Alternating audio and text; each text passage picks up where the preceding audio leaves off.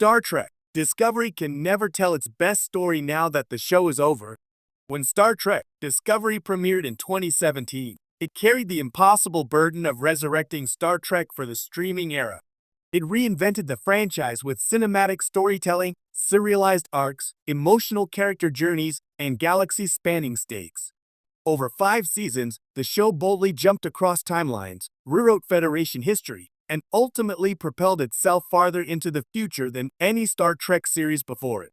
And ironically, that final leap may have prevented Discovery from telling its greatest story. Because now that the series has ended, the most fascinating chapter of its universe will likely remain forever unexplored. Discovery reached Star Trek's ultimate frontier. Season 3 changed everything.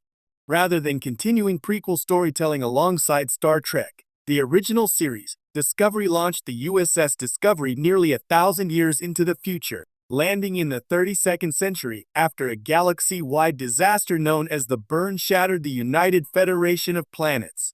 This creative decision solved a long-standing franchise problem. No longer constrained by canon, the writers suddenly had unlimited storytelling freedom. Technology, politics, exploration, and even the meaning of Starfleet itself could be rebuilt from scratch. And that setup quietly introduced what might have been Discovery's most powerful long-term narrative. How do you rebuild hope after civilization collapses? The show touched on this idea, but never fully explored it. The rebuilding of the Federation should have been the real story. Across seasons 3 through 5, Captain Michael Burnham and her crew helped reconnect worlds that had abandoned the Federation following the burn. Former member planets like Nivar cautiously reconsidered unity. Starfleet began expanding again.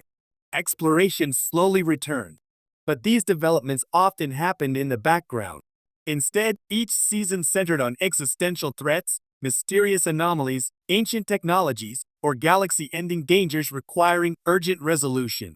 While exciting, these arcs unintentionally rushed past something far more unique: the political, cultural, and emotional rebuilding of a broken galaxy. Imagine a season focused entirely on diplomacy missions to skeptical worlds.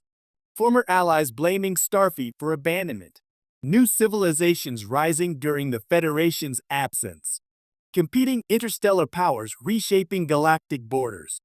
This was unexplored territory for Star Trek, a post-collapse reconstruction story rarely seen in science fiction television.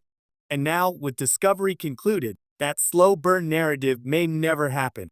Michael Burnham's captaincy was just beginning. One of Discovery's most ambitious character arcs belonged to Sonequa Martin Green's Michael Burnham. She began as a disgraced mutineer responsible for igniting war and ended as the captain leading Starfleet's renewal centuries later. Few Star Trek protagonists experienced such radical transformation. Yet Burnham's tenure as captain, arguably the destination of the entire series, occupied only its final stretch. We never truly saw her command during a stable era. The best Burnham stories weren't about saving the galaxy again.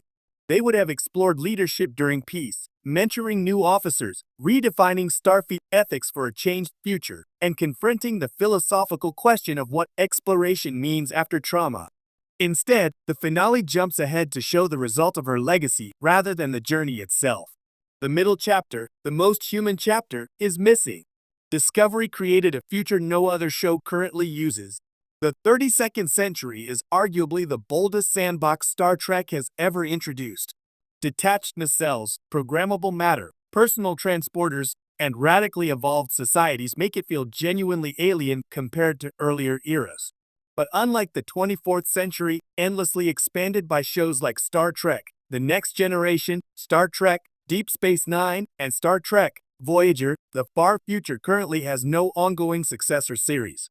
That means Discovery introduced an entirely new epic, and then left it behind. Without continuation, its most revolutionary contribution risks becoming narrative isolation rather than evolution.